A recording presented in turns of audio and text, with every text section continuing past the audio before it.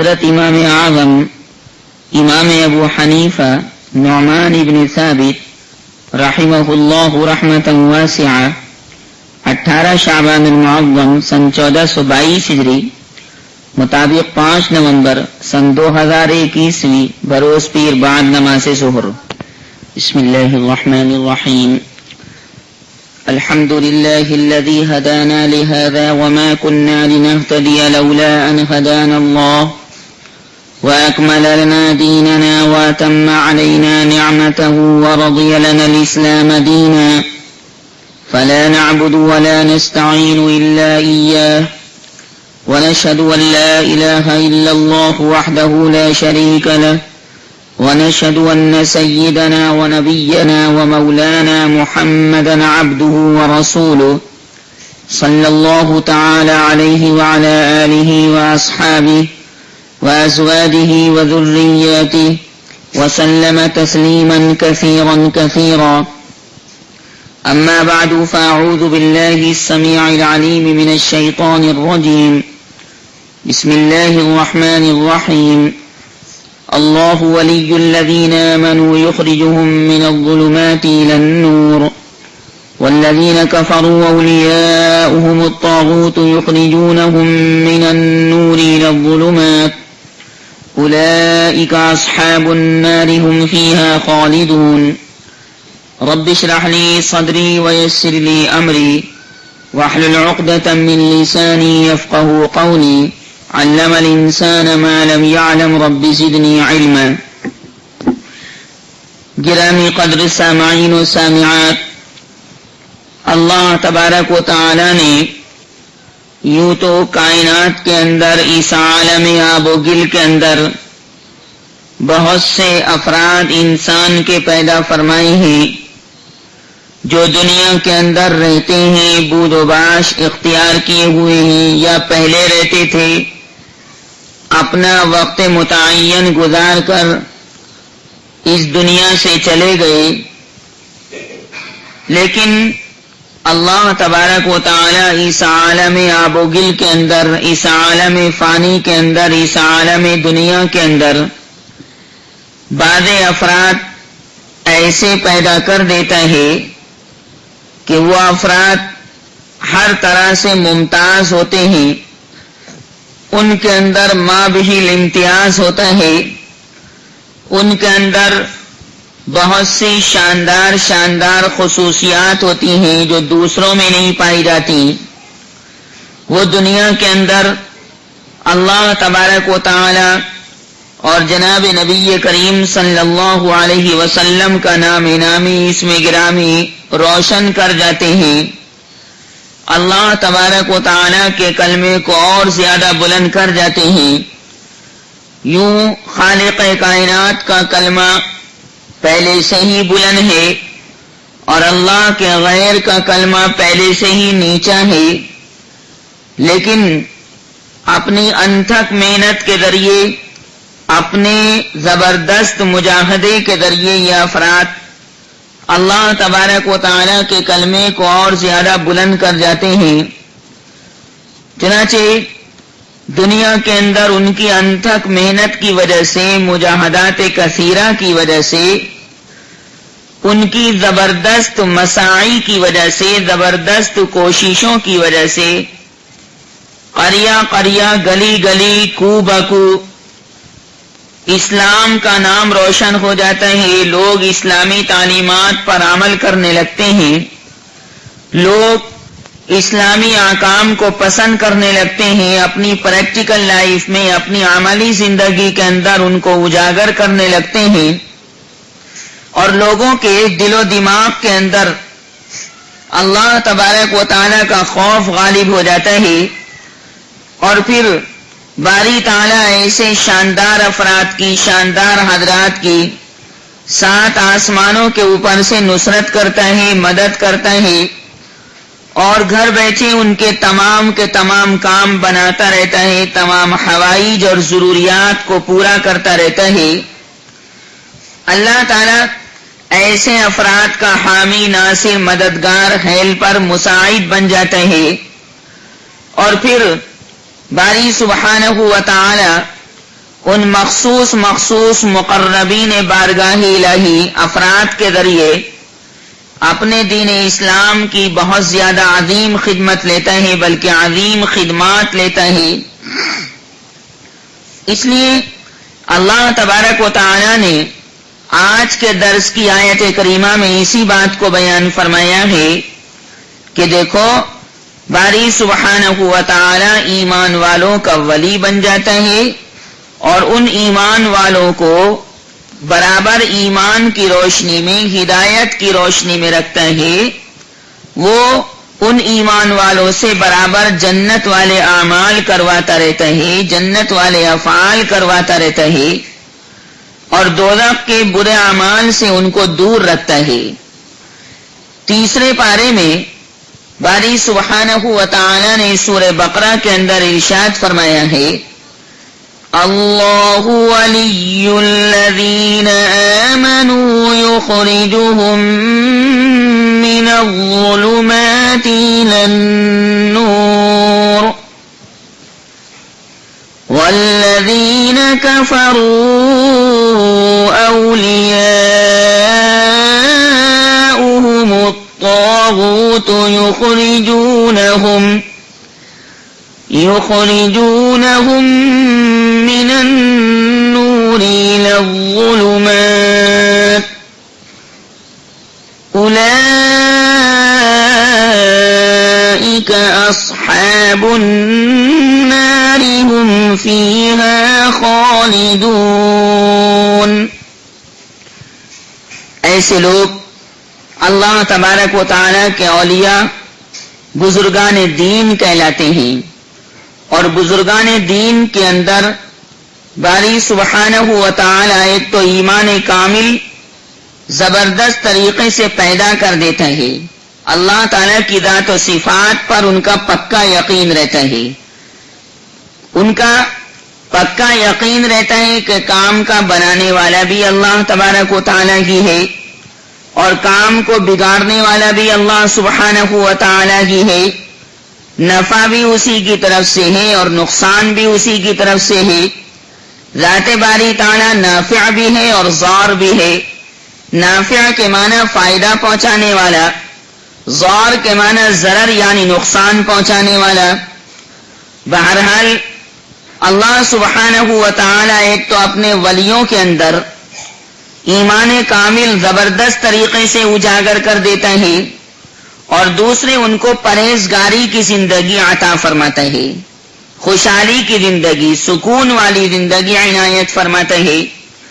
اور جب ایسی شخصیات کے اندر یہ دونوں چیزیں پائی جاتی ہیں، یعنی ایمان کامل اور پرہیزگاری کی زندگی، تقوی کاملہ کی زندگی، تو ان کے اوپر اللہ سبحانہ و تعالی کے علاوہ کسی اور کا خوف نہیں ہوتا اور نہ وہ غمگین ہوتے ہیں، بلکہ راضی بالقضا رہتے ہیں کہ باری تعالیٰ نے جو فیصلہ فرما دیا بس ہم اس پر راضی ہیں، اللہ کو ایسے ہی منظور تھا، چاہے وہ پازیٹیو فیصلہ ہو یا نیگیٹو فیصلہ ہو، مثبت ہو یا منفی، سکاراتمک ہو یا نکاراتمک ہو۔ اللہ تعالیٰ نے اسی بنیاد پر ارشاد فرمایا 11ویں پارے میں سورہ یونس کے اندر، الا ان اولیاء اللہ لا خوف علیہم ولا هم يحزنون الذین آمنوا وكانوا يتقون۔ ایسے ہی زبردست افراد میں سے اور ایسی عظیم شخصیات میں سے ہمارے اور آپ کے امام اعظم ابو حنیفہ علیہ الرحمہ بھی ہیں۔ یہ امام اعظم ابو حنیفہ علیہ الرحمہ خواتین و حضرات وہ شخص ہیں کہ جن کے فقہ حنفی کے اوپر ہم اور آپ عمل کرتے ہیں، انہوں نے قرآن پاک اور احادیث کریمہ کے ذریعے جو مسائل نکالے ہیں ان مسائل کو ہم مانتے ہیں، فقہی مسائل کو مانتے ہیں اور ان پر عمل کرتے ہیں۔ اس حنفی فقہ کو ماننے کی وجہ سے، اس پر عمل کرنے کی وجہ سے ہم اور آپ حنفی کہلاتے ہیں۔ دنیا کے اندر 4 اماموں کی فقہ، 4 اماموں کے نکالے ہوئے مسائل عام طور سے لوگ مانتے ہیں، ان پر عمل کرتے ہیں۔ نمبر 1 امام اعظم ابو حنیفہ علیہ الرحمہ، ان کے نکالے ہوئے مسائل پر عمل کرنے والوں کو حنفی کہا جاتا ہے۔ نمبر 2 حضرت امام مالک ابن انس علیہ الرحمہ، ان کے نکالے ہوئے مسائل پر عمل کرنے والوں کو مالکی یا موالک کہا جاتا ہے۔ نمبر 3 محمد ابن ادریس شافعی علیہ الرحمہ، ان کے نکالے ہوئے مسائل پر عمل کرنے والوں کو شافعی یا شوافع کہا جاتا ہے۔ اسی طرح حضرت امام احمد بن حنبل علیہ الرحمہ، ان کے نکالے ہوئے مسائل پر عمل کرنے والوں کو حنبلی یا حنابلہ کہا جاتا ہے۔ یہ 4 امام ایسے ہیں کہ ان کی فقہ پوری دنیا کے اندر چل رہی ہے، لیکن الحمدللہ ساری کائنات کے اندر امام اعظم ابو حنیفہ علیہ الرحمہ کے ماننے والے بہت زیادہ ہیں۔ یہ حضرت امام اعظم ابو حنیفہ علیہ الرحمہ کون ہیں؟ ان کا نام نعمان ہے، ان کے والد صاحب کا نام ثابت ہے، سا الف با تا، پھر ان کے دادا کا نام بھی نعمان ہی ہے، گویا دادا کا نام بھی نعمان ہے اور پوتے کا نام بھی نعمان ہے، لیکن ان کی کنیت عام طور سے مشہور ہے، یعنی ابو حنیفہ۔ اردو کے اندر اس کو ابو حنیفہ کہہ دیتے ہیں، عربی تلفظ اگر کیا جائے تو ابو حنیفتن کہا جاتا ہے۔ ابو حنیفہ کے کیا معنی ہے؟ ملت حنیفہ والا، یعنی شریعت اسلامیہ والا۔ ابو حنیفہ، اس کے بیچ میں ایک لفظ محذوف ہے، ابو ملت حنیفتن، اور ملت حنیفہ شریعت اسلامیہ کو کہا جاتا ہے۔ نبی کریم صلی اللہ علیہ وسلم کے لائے ہوئے دین کو کہا جاتا ہے، لہذا ابو حنیفہ کے معنی ہوں گے شریعت اسلامیہ والا۔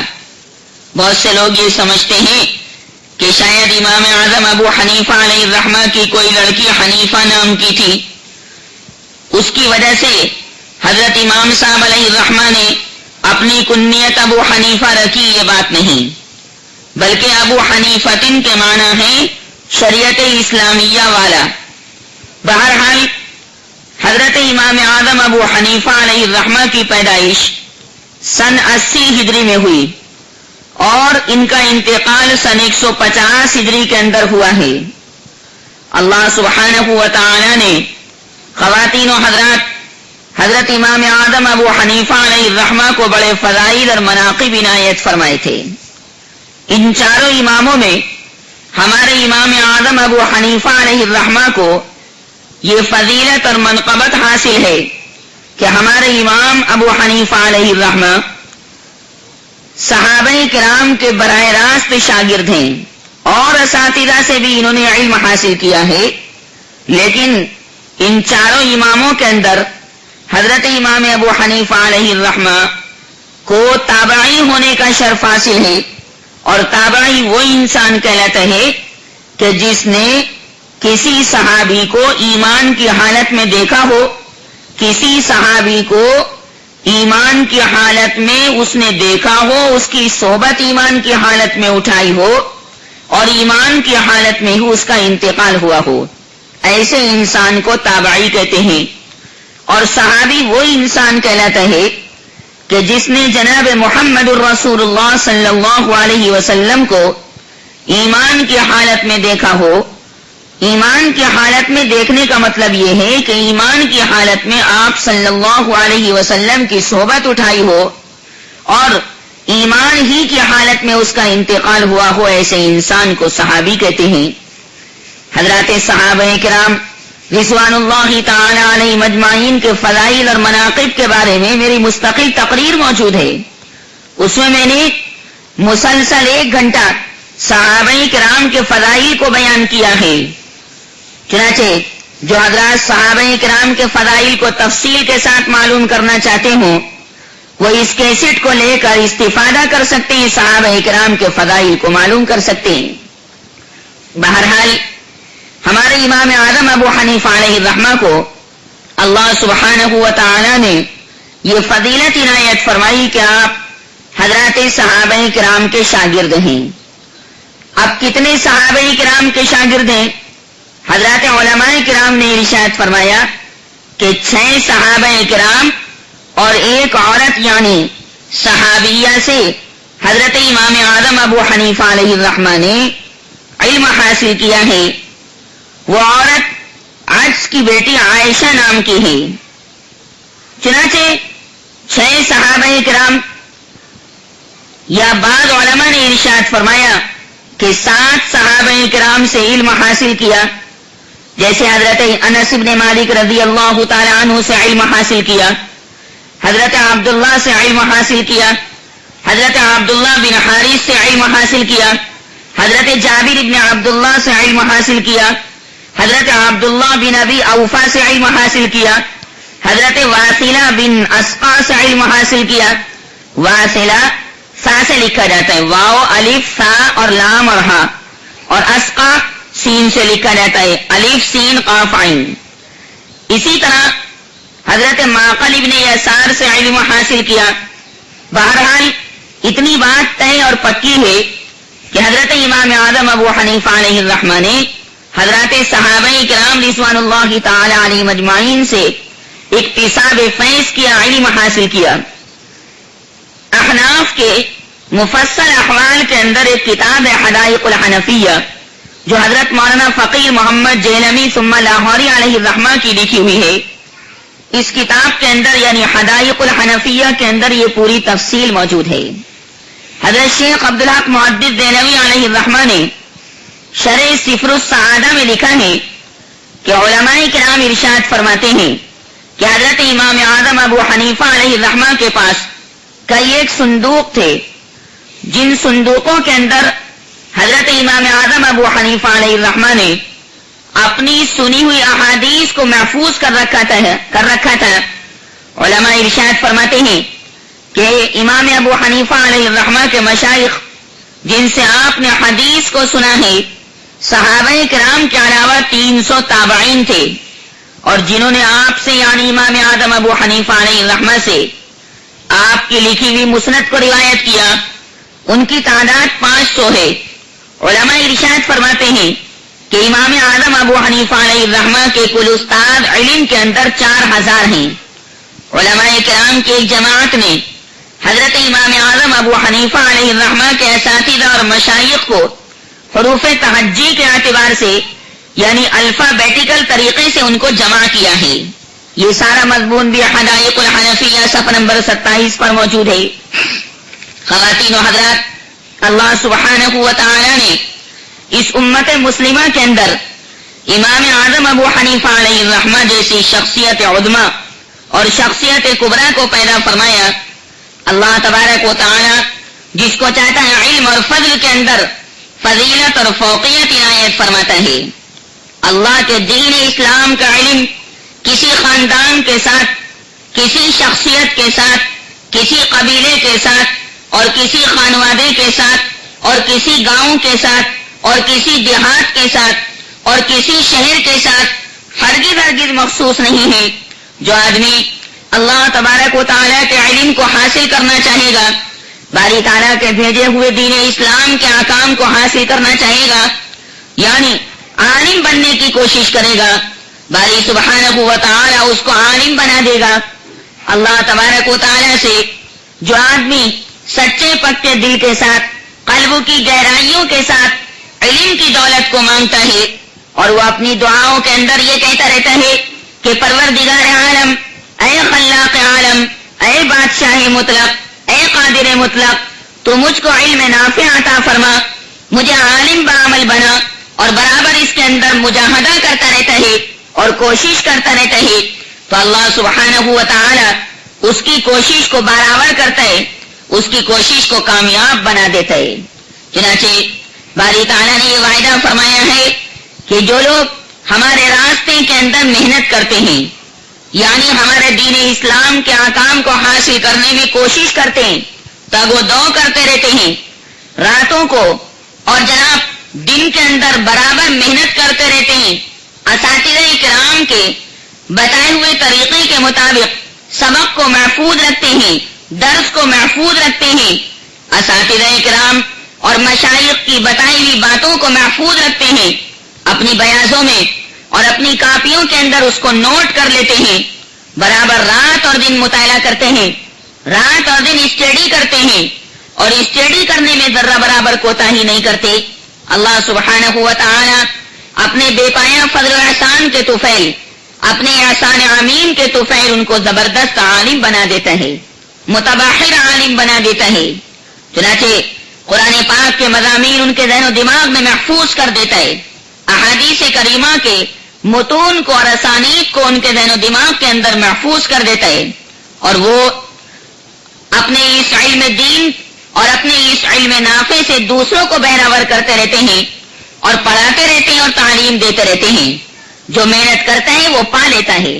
عربی کے اندر مقولہ ہے من جد وجد، جو آدمی کوشش کرتا ہے، برابر محنت کرتا رہتا ہے، اللہ تبارک و تعالیٰ اس کو اپنے علم دین کی سمجھ عنایت فرما دیتے ہیں. اور جس آدمی کے ساتھ آسمان زمین کا پیدا کرنے والا خدا بھلائی کرنا چاہتا ہے تو اس کو دین کی سمجھ عنایت فرما دیتا ہے، اس کو دین کی فہم و فراست عنایت فرما دیتا ہے. چنانچہ حدیث پاک میں جناب نبی کریم صلی اللہ علیہ وسلم نے ارشاد فرمایا ہے کہ من یرد اللہ بہ خیرا یفقہہ فی الدین، اللہ جس کے ساتھ بھلائی کا معاملہ کرنا چاہتا ہے اس کو اپنے دین کی سمجھ عنایت فرما دیتا ہے. گرامی قدر سامعین و سامعات، اللہ نے اس کا وعدہ کیا کلام پاک کے اندر بھی. 21ویں پارے میں سورہ عنکبوت کے آخری رکوع میں اللہ نے ارشاد فرمایا ہے وَالَّذِينَ جَاهَدُوا فِينَا لَنَهْدِيَنَّهُمْ سُبُلَنَا وَإِنَّ اللَّهَ لَمَعَ الْمُحْسِنِينَ. چنانچہ حضرت امام اعظم ابو حنیفہ علیہ الرحمہ نے اپنے اساتذہ کرام کو مضبوطی کے ساتھ پکڑا. یک در گیر محکم گیر، آدمی ایک در کا ہو کر رہے اور اس ایک در کو مضبوطی کے ساتھ تھامے رہے تو اللہ تعالیٰ اس کو فائدہ نصیب فرماتے ہیں. چنانچہ امام اعظم ابو حنیفہ علیہ الرحمہ کو اللہ سبحانہ و تعالی نے بہت بڑا مجتہد بنا دیا.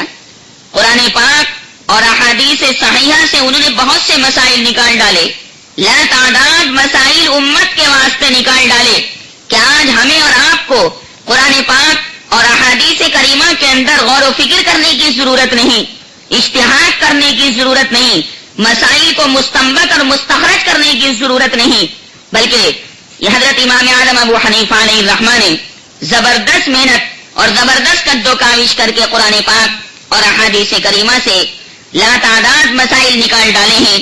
نکاح کے مسائل بھی ہیں، طلاق کے مسائل بھی ہیں، نماز کے مسائل بھی ہیں، روزے کے مسائل بھی ہیں، حج بیت اللہ کے مسائل بھی ہیں، اعتکاف کے مسائل بھی ہیں، شادی اور جنازے کے مسائل بھی ہیں، کفن دفن کے مسائل بھی ہیں. غرضے کے انسانی زندگی کے جتنے بھی شعبے ہوتے ہیں ان تمام شعبوں کے اندر جو مسائل پیش آتے رہتے ہیں حضرت امام اعظم ابو حنیفہ علیہ الرحمہ نے ان کو قرآن پاک اور حدیث پاک کی روشنی میں نکال دیا ہے اور ظاہر فرما دیا ہے. پھر حضرت امام اعظم ابو حنیفہ علیہ الرحمہ کا ایمان کامل ایمان تھا. ایک مبارک دور ہمارے امام کو نصیب ہوا، ایک شاندار دور ہمارے امام اعظم ابو حنیفہ علیہ الرحمہ کو نصیب ہوا. میری مراد حضرات صحابہ کرام رضوان اللہ تعالی علیہم اجمعین کے مبارک زمانے سے ہے. آپ کو معلوم ہے، میں بھی کئی مرتبہ عرض کر چکا ہوں کہ نبی کریم صلی اللہ علیہ وسلم کا زمانہ مبارک ان کے شاگردوں یعنی حضرات صحابہ کرام رضوان اللہ تعالی علیہم اجمعین کا زمانہ مبارک، پھر صحابہ کرام کے شاگردوں یعنی تابعین کا زمانہ مبارک ہے. نبی کریم صلی اللہ علیہ وسلم نے ارشاد فرمایا خیر القرون قرنی، خیر القرون قرنی ثم الذین یلونہم ثم الذین یلونہم. چنانچہ ہمارے امام اعظم ابو حنیفہ علیہ الرحمہ نے حضرات صحابہ کرام رضوان اللہ تعالی علیہم اجمعین سے علم دین کو حاصل کیا. ایسے صحابہ جن کی تعریفات سے اور جن کی توصیفات سے قرآن پاک بھرا پڑا ہے، جن کی تفصیل میں نے اپنی کیسٹ فضائل صحابہ کے اندر بیان کی ہے. جو ان فضائل کو معلوم کرنا چاہے وہ اس کیسٹ کو لے کر معلوم کر سکتا ہے. اللہ نے ان کے بارے میں ارشاد فرمایا کہ ہم نے صحابہ کرام کے دلوں کو تقوی کے لیے اور پرہیزگاری کے لیے جانچ لیا ہے. اولئک الذین امتحن اللہ قلوبهم للتقوی لهم مغفرۃ واجر عظیم. چنانچہ حضرت امام ابو حنیفہ علیہ الرحمہ کی زندگی بھی بڑی پرہیزگاری اور تقوی والی زندگی تھی. حضرت اسد بن عمرو علیہ الرحمہ نے فرمایا ہے کہ حضرت امام اعظم ابو حنیفہ علیہ الرحمہ نے عشاء کے وضو کے ساتھ 40 سال تک فجر کی نماز پڑھی. بتائیے، عشاء کی نماز کے لیے وضو کیا اور اسی وضو سے فجر کی نماز پڑھ لی. اس کا مطلب یہ ہے کہ حضرت امام اعظم ابو حنیفہ علیہ الرحمہ 40 سال تک مسلسل رات کو سوئے نہیں، کیونکہ اگر سوتے تو سونے کی وجہ سے وضو ٹوٹ جاتا ہے. اور عموماً رات کو حضرت امام اعظم ابو حنیفہ علیہ الرحمہ تمام قرآن پاک ایک رکعت میں پڑھتے تھے. سبحان اللہ. جس کو تمام رات قرآن پاک پڑھنے کی توفیق نصیب ہو جائے وہ اللہ کا مقرب بندہ، زبردست بندہ ہوگا. ظاہر سی بات ہے، سب جانتے ہیں کہ اللہ سبحانہ و تعالی کی ذات گرامی بڑی، تو اللہ کا بھیجا ہوا قرآن بھی بڑا ہے. اور جو آدمی قرآن پاک کو سینے سے لگائے گا، قرآن پاک کو عظمت کی نگاہ سے دیکھے گا، قرآن مجید فرقان حمید کو پڑھے گا، قرآن مجید کی تلاوت کرے گا اور وہ بھی نماز کے اندر، تو اللہ تبارک و تعالی اس کے مقام کو بھی اونچا فرما دیں گے. اس لیے قرآن پاک کی تلاوت کی بہت بڑی فضیلت آئی ہے. قرآن پاک کے سلسلے میں بھی، قرآن پاک کے فضائل کے سلسلے میں بھی میری مستقل 2 کیسٹیں موجود ہیں. حوالہ دیتا رہتا ہوں تاکہ لوگ ان سے فائدہ حاصل کریں. قرآن پاک کی فضیلت کے عنوان سے دونوں کیسٹیں ہیں. بہرحال اللہ سبحانہ و تعالی کا یہ مقرب بندہ نعمان ابن ثابت، امام اعظم ابو حنیفہ علیہ الرحمہ تمام قرآن پاک ایک رکعت میں پڑھتے تھے، اور رات کو ان کا رونا سن کر پڑوسی بھی ان پر رحم کرتے تھے. خواتین و حضرات، جہاں امام اعظم ابو حنیفہ علیہ الرحمہ کا انتقال ہوا، جس مقام پر ان کا انتقال ہوا، اس مقام پر انہوں نے 7,000 قرآن پاک کو پڑھا، 7,000 قرآن پاک کا ختم کیا. ہمیشہ رات کو اپنا پہلو زمین پر آرام کرنے کو نہ رکھا، صرف ظہر کی نماز کے بعد بیٹھے بیٹھے تھوڑی دیر کے لیے سو جاتے تھے. اور فرماتے تھے کہ رسول خدا صلی اللہ علیہ وسلم نے ارشاد فرمایا ہے کہ تہجد کی نماز پر مدد حاصل کرنے کے لیے ظہر کے بعد تھوڑی دیر سو کر مدد طلب کیا کرو، کیونکہ ظاہر ہے کہ اللہ سبحانہ و تعالی نے انسان کے اوپر نیند کو بھی غالب کیا ہے. تو تھوڑی دیر ظہر کی نماز پڑھنے کے بعد بیٹھے بیٹھے سو جایا کرتے تھے تاکہ رات کو آرام کے ساتھ تہجد کی نماز پڑھ سکیں، اللہ سبحانہ و تعالی کی یاد کر سکیں. یہ سارا مضمون بھی حدائق حنفیہ کے اندر لکھا ہوا ہے. اللہ تبارک و تعالی نے امام اعظم ابو حنیفہ علیہ الرحمہ کو مسائل نکالنے کا بڑا زبردست مادہ عنایت فرمایا تھا. فہم و فراست، سمجھ بوجھ، عقل و دانش زبردست طریقے سے ہمارے امام اعظم ابو حنیفہ علیہ الرحمہ کے اندر موجود تھی. چنانچہ امام اعظم ابو حنیفہ علیہ الرحمہ کے سلسلے میں حدائق حنفیہ کے اندر لکھا ہوا ہے کہ ایک لڑکے نے اپنے باپ سے پوچھا کہ ابا، وہ ستون مسجد میں سے کہاں چلا گیا جو یہاں قائم تھا؟ اس نے کہا کہ بیٹا، وہ ستون نہیں تھا بلکہ امام المسلمین امام ابو حنیفہ علیہ الرحمہ تھے. یعنی لمبا قیام کرنے کی وجہ سے وہ بیٹا حضرت امام اعظم ابو حنیفہ علیہ الرحمہ کو اپنی کم عقلی کی وجہ سے ستون سمجھ رہا تھا. چنانچہ اللہ تبارک و تعالیٰ کا یہ مقرب بندہ برابر علم و عمل کی منازل کو طے کرتا رہا. ہزار شاگردوں نے حدائق حنفیہ کے اندر یہ لکھا ہوا ہے کہ امام ابو حنیفہ علیہ الرحمہ سے ایک عالم نے پوچھا کہ اے امام، آپ یہ ارشاد فرمائیے کہ آپ نے ہزارہا مسائل قرآن پاک سے نکال دیے، ہزارہا مسائل آپ نے حدیث پاک سے نکال دیے، تو کوئی مسئلہ آپ کی زندگی میں ایسا بھی آیا کہ جس مسئلے کو آپ نے بیان کیا ہو اور بیان کرنے کے بعد آپ کو شرمندگی محسوس ہوئی ہو، بیان کر دینے کے بعد آپ کو پشیمانی ہوئی ہو، بیان کر دینے کے بعد آپ پچھتائے ہوں اور آپ کے ذہن و دماغ میں یہ بات آئی ہو کہ اے کاش میں یہ مسئلہ بیان نہ کرتا تو بہت اچھا ہوتا؟ ہے کوئی مسئلہ ایسا؟ ایک عالم امام اعظم ابو حنیفہ علیہ الرحمہ کی مبارک مجلس میں آ کر اس بات کو پوچھ رہا ہے. چنانچہ امام اعظم ابو حنیفہ علیہ الرحمہ نے یہ بات ارشاد فرمائی کہ ہاں ایک مسئلہ ایسا ہے کہ جس کے بیان کرنے کے بعد میں بہت پچھتایا تھا، مجھے بڑی شرمندگی ہوئی تھی. اور واقعہ یہ پیش آیا تھا بیٹے کہ ایک دفعہ کچھ لوگ میرے پاس آئے اور مجھ سے آ کر کہا کہ اے امام ابو حنیفہ، ایک عورت مر گئی ہے لیکن وہ پیٹ سے تھی، اس کے پیٹ میں بچہ ہے، اس کا انتقال ہو گیا ہے، لیکن اس کے پیٹ میں جو بچہ ہے وہ ابھی زندہ ہے. ماں مر گئی ہے، بچہ پیدا ہوا نہیں ہے، بچہ پیٹ کے اندر زندہ ہے، ماں مر گئی ہے، اب کیا کریں؟ امام اعظم ابو حنیفہ علیہ الرحمہ نے اس سوال کا جواب دیا کہ اگر اس مرنے والی عورت کے پیٹ میں بچہ حرکت کر رہا ہے اور وہ بچہ اس کے پیٹ میں ابھی زندہ ہے تو ایسا کرو، اس عورت کے پیٹ کا آپریشن کرو اور آپریشن کرنے کے بعد اس مردہ عورت کے پیٹ سے اس زندہ بچے کو باہر نکال لو. خامخواہ بھائی ماں کا تو انتقال ہو ہی گیا، خامخواہ ایک جاندار کو مارنے سے کیا فائدہ ہے؟ بچہ جی جائے گا، اس کا بیٹا جی جائے گا، آپریشن کر کے اس کو نکال لو، اس کا شکم چاک کر کے اس کو باہر نکال لو. چنانچہ لوگوں نے ایسے ہی کیا، اس مردہ عورت کے پیٹ کا آپریشن کیا، اس مردہ عورت کے پیٹ کو چاک کیا اور زندہ بچے کو باہر نکال لیا. لیکن جب یہ لوگ چلے گئے تو میں بہت پچھتایا اور میں نے کہا کہ خامخواہ میں نے یہ مسئلہ بیان کر دیا کہ ایک مردہ عورت کو میری وجہ سے تکلیف ہوئی، اس کا پیٹ چاک کیا گیا، اس کے پیٹ کا آپریشن کیا گیا. ارے بچہ اگر ماں کے پیٹ میں مر رہا تھا مر جانے دیتا، لیکن میں نے خامخواہ اس مردہ عورت کو اس کا پیٹ پھڑوا کر اس کا پیٹ چاک کروا کر تکلیف دی. مجھے بڑی شرمندگی ہوئی، بہت زیادہ مجھے افسوس ہوا. چنانچہ اب مجھے معلوم نہیں کہ وہ بچہ زندہ باہر نکلا یا وہ بچہ مردہ ہو کر باہر نکلا.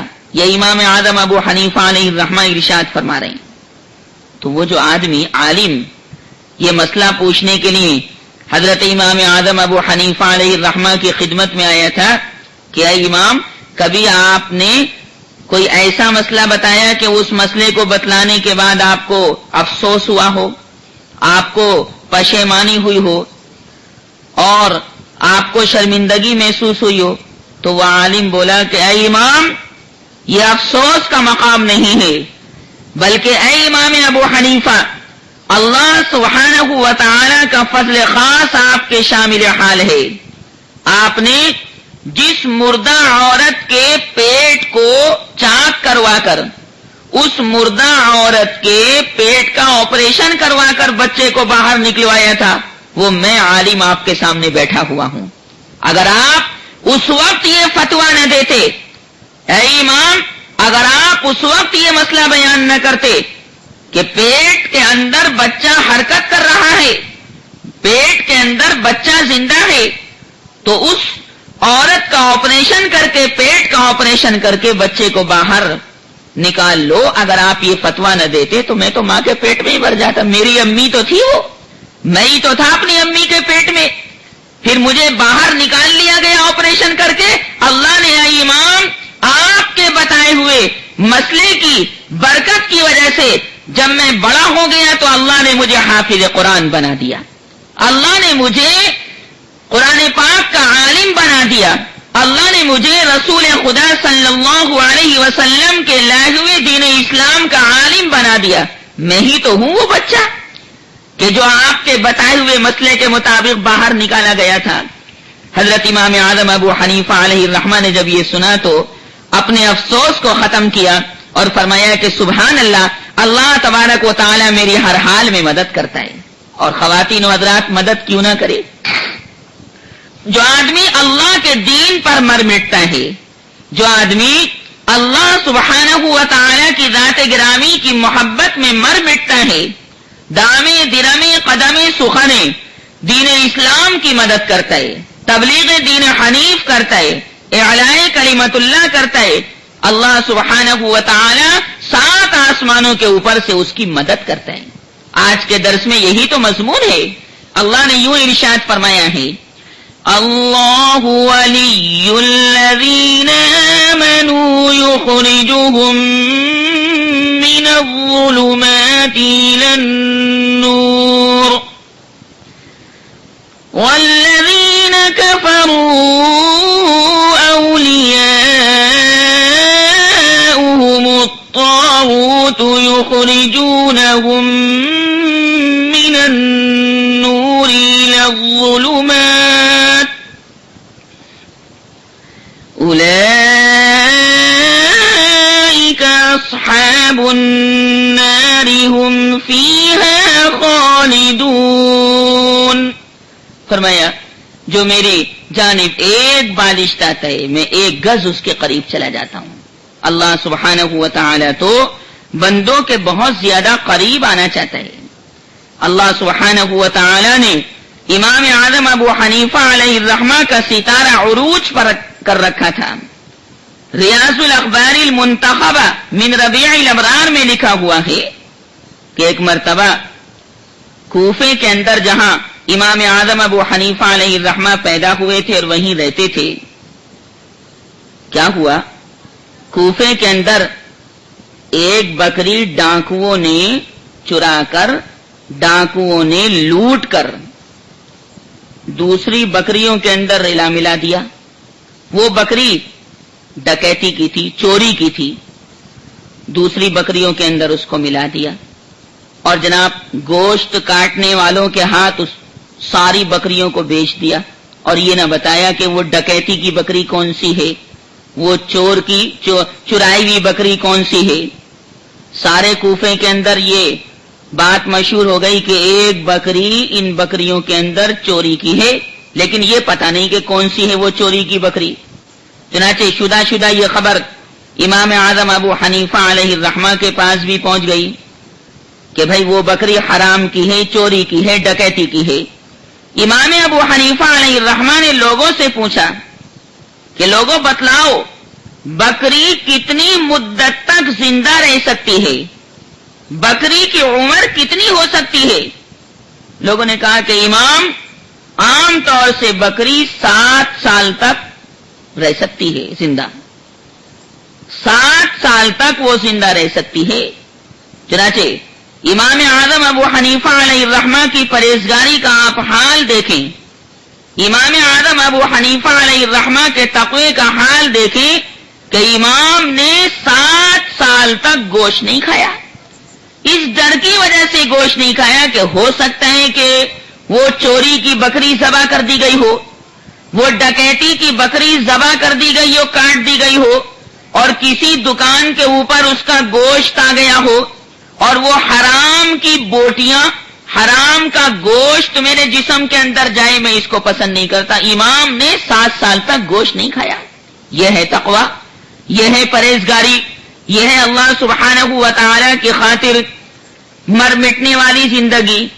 آج کا اگر مسلمان ہوتا تو کبھی گوشت کو ترک نہ کرتا، وہ تو روٹی بوٹی بناتا ہے، اور یہ روٹی بوٹی امروہہ کے اندر ہی چلتی، باقی کہیں نہیں چلتی۔ بے سند بات ہے، بالکل بے عقلی بات ہے، شریعت سے اس کا کوئی تعلق نہیں، لیکن لوگ اس کا تہوار مناتے ہیں۔ اس تہوار کو ترک کرنے کی ضرورت ہے۔ اللہ سبحانہ و تعالی نے امام کا جینا، امام کا مرنا، امام کی عبادت، امام کی نماز، امام کی تمام زندگی کو اپنے دین کے لیے وقف کر دیا تھا۔ اللہ سبحانہ و تعالی نے امام اعظم ابو حنیفہ علیہ الرحمہ کو اس کی توفیق عنایت فرمائی تھی۔ چنانچہ قرآن پاک میں اللہ نے اسی چیز کو بیان فرما دیا کہ میرے پیغمبر آپ فرما دیجئے کہ میرا جینا، میرا مرنا، میری قربانی، میری ساری عبادت اللہ رب العالمین کو راضی کرنے کے لیے ہیں۔ قل إن صلاتي ونسكي ومحياي ومماتي لله رب العالمين لا شريك له وبذلك أمرت وأنا أول المسلمين. حضرت امام اعظم ابو حنیفہ علیہ الرحمہ کی زندگی بھی بالکل اسی طرح کی زندگی تھی. آپ کے اندر اسلامی علم کا بہت زیادہ ادب موجود تھا, قرآن پاک کا بہت زیادہ ادب موجود تھا, نبی کریم صلی اللہ علیہ وسلم کی ذات گرامی کا بہت زیادہ ادب موجود تھا, احادیث کریمہ کا آپ بہت زیادہ ادب فرماتے تھے. کتاب خیرات الحسان میں لکھا ہوا ہے کہ حضرت امام اعظم ابو حنیفہ علیہ الرحمہ کے صاحبزادے جن کا نام حماد تھا, حامیم الف دال, وہ فرماتے کہ ایک دن میرے ابا امام ابو حنیفہ علیہ الرحمہ مسجد میں بیٹھے ہوئے تھے اور مسجد میں درس دے رہے تھے, مسجد میں قرآن پاک اور احادیث کریمہ کا درس دے رہے تھے, سبق پڑھا رہے تھے کہ اچانک کیا ہوا, چھت میں سے ایک بہت بڑا سانپ امام اعظم ابو حنیفہ علیہ الرحمہ کی گود میں آ کر گرا. زندہ سانپ تھا, لمبا چوڑا سانپ تھا, بہت زیادہ موٹا سانپ تھا, لیکن امام نے اپنی گود میں سانپ کے گرنے کے بعد ذرا جنبش نہ کی, ذرا حرکت نہ کی, اور اس وجہ سے حرکت نہ کی کہ میں اس وقت قرآن پاک کا درس دے رہا ہوں.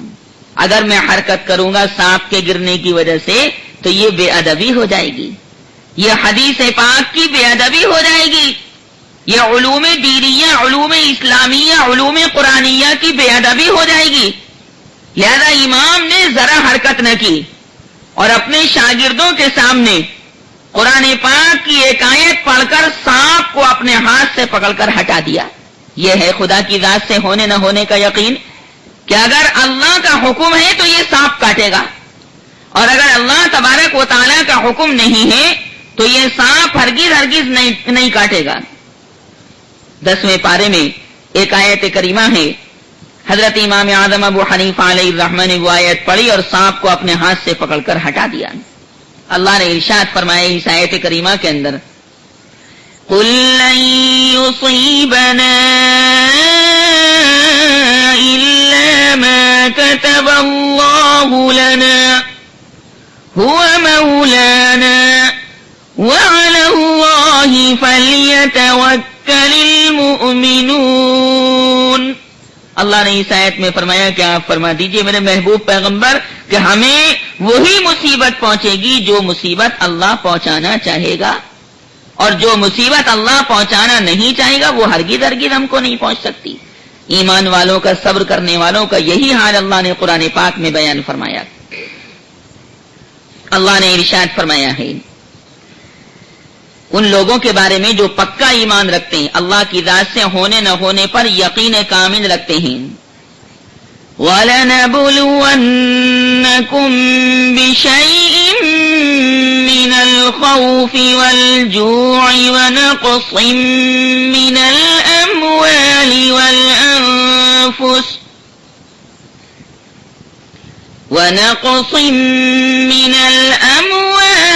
وَالْأَنفُسِ وَالثَّمَرَاتِ وَبَشِّرِ الصَّابِرِينَ الَّذِينَ إِذَا أَصَابَتْهُم مُّصِيبَةٌ قَالُوا إِنَّا لِلَّهِ وَإِنَّا إِلَيْهِ راجعون.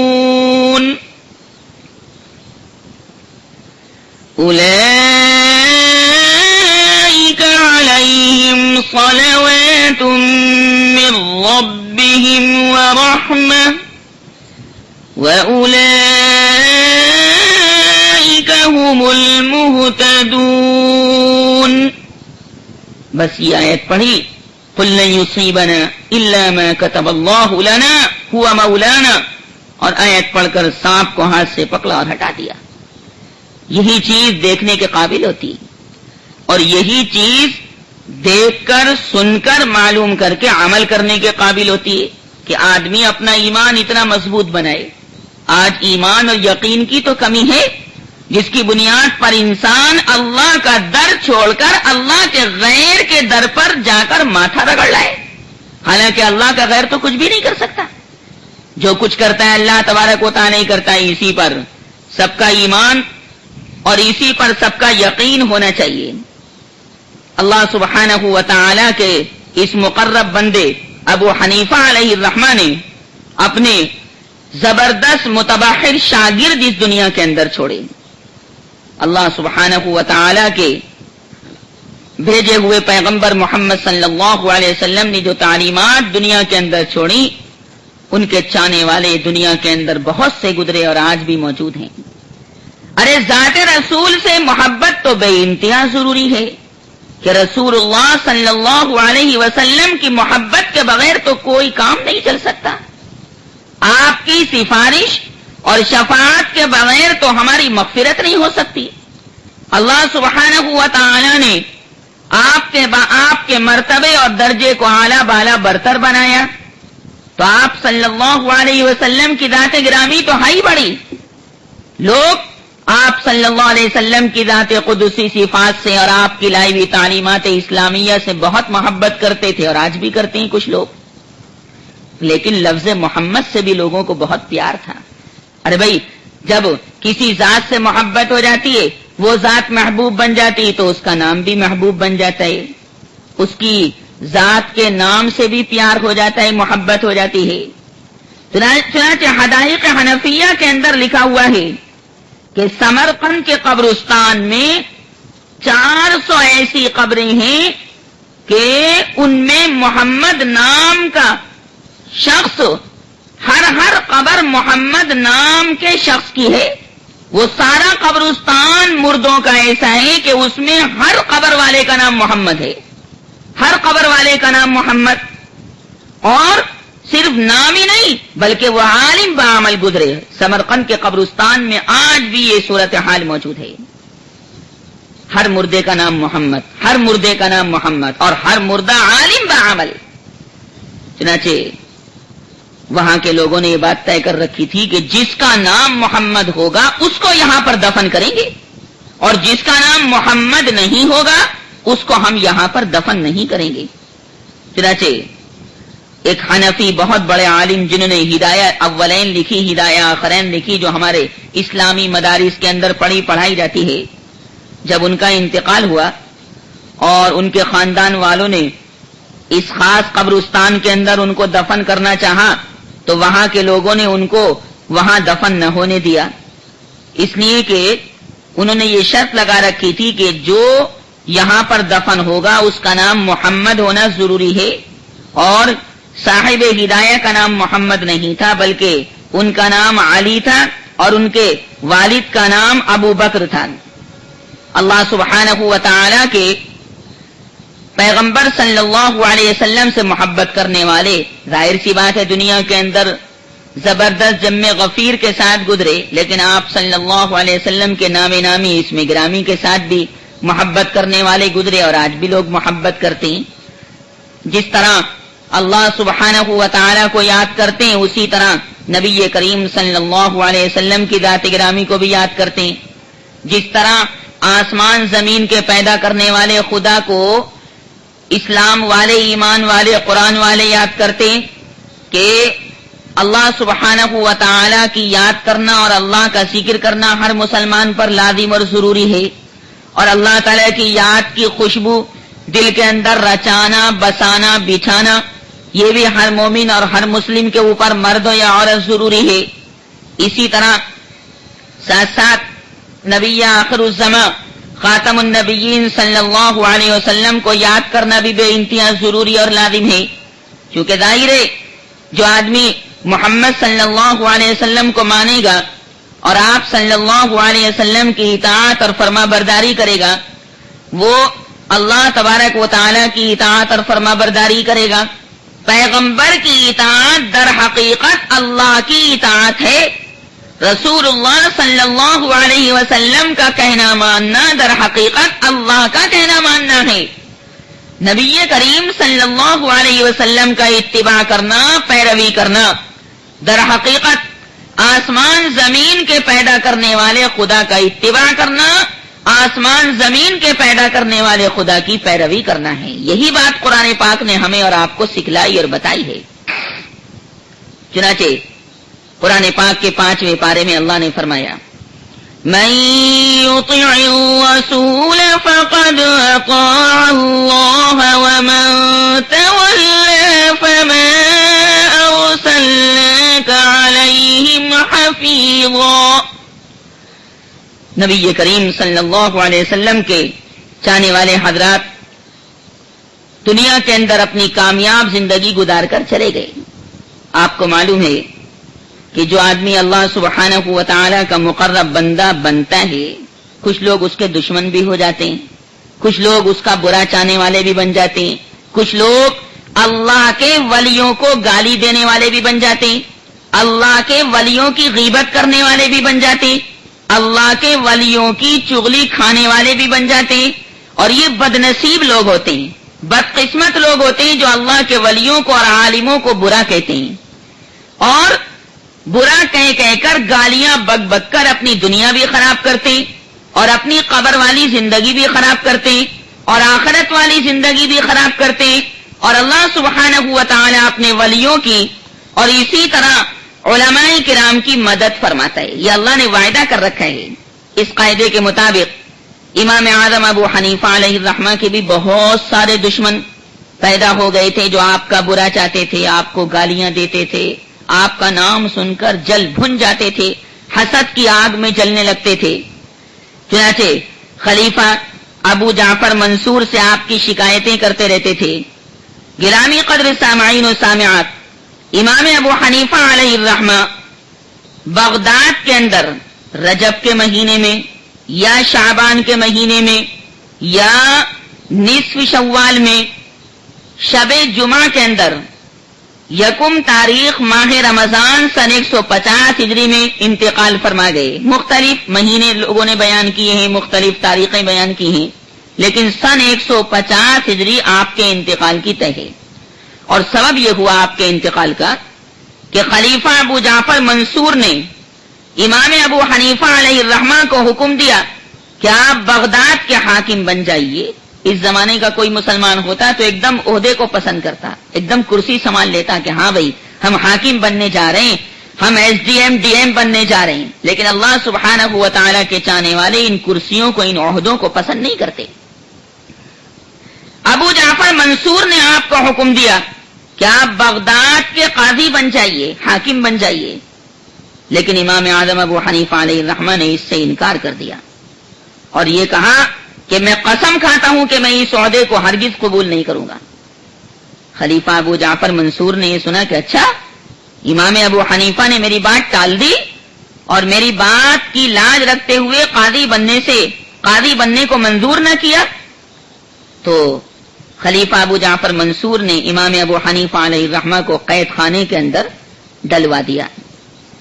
بہرحال جب قید خانے کے اندر آپ کو ڈلوا دیا گیا تو خلیفہ ابو جعفر منصور نے یہ حکم دیا کہ امام ابو حنیفہ جب تک میرا کہنا نہ مانے روزانہ 10 کوڑے ان کی کمر پر مارے جائیں. اللہ سبحانہ و تعالیٰ کے ولی کو یہ لوگ مار رہے ہیں، 10 کوڑے ان کی کمر پر مارے جائیں. روزانہ جناب، روزانہ 10 کوڑے ان کو مارے جاتے تھے. لیکن آپ فرماتے تھے کہ میں خلیفہ کا حکم نہیں مانوں گا، میں بادشاہ کا حکم نہیں مانوں گا، میں تو بادشاہوں کے بادشاہ ارحم الراحمین خدا کا حکم مانتا ہوں. انکار فرماتے رہے. اس کے بعد خلیفہ ابو جعفر منصور نے آپ کو اور زیادہ پریشان کیا.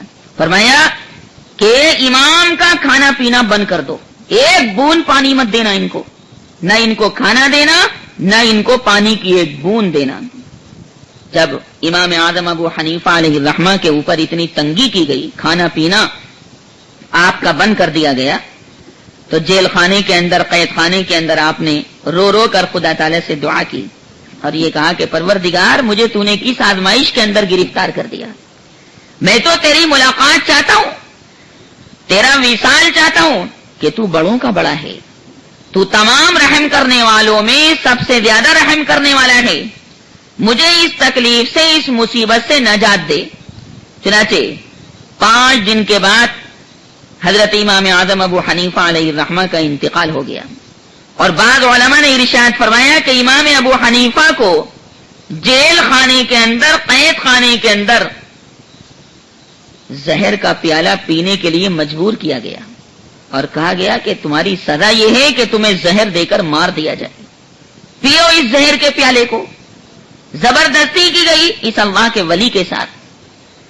چنانچہ جب زہر کا پیالہ پینے کے لیے زبردستی کی گئی امام اعظم ابو حنیفہ علیہ الرحمہ کے ساتھ، تو حضرت امام ابو حنیفہ نے زہر کا وہ پیالہ ہاتھ میں لے کر فرمایا کہ میں خوب جانتا ہوں کہ کیا چیز اس پیالے کے اندر ہے، میں جانتا ہوں کہ مجھے مارنے کے لیے زہر کا پیالہ مجھے پینے کے واسطے مجبور کیا جا رہا ہے، مگر میں اپنے آپ کو ہلاک نہیں کرتا، میں اس زہر کے پیالے کو اپنے ہاتھ سے ہرگز نہیں پیوں گا۔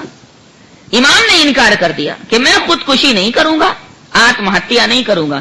بہت سے لوگ اس زمانے کے اندر خودکشی کر رہے ہیں، اپنے آپ کو جان سے مار رہے ہیں، کوئی آگ میں جلا کر، کوئی مٹی کا تیل چھڑک کر، کوئی ریل کی پٹری پر لیٹ کر، ریل کے نیچے کٹ کر، کوئی چاقو مار کر، کوئی گلے میں پھندا ڈال کر اپنے آپ کو مار رہا ہے، حالانکہ یہ چیز حرام ہے۔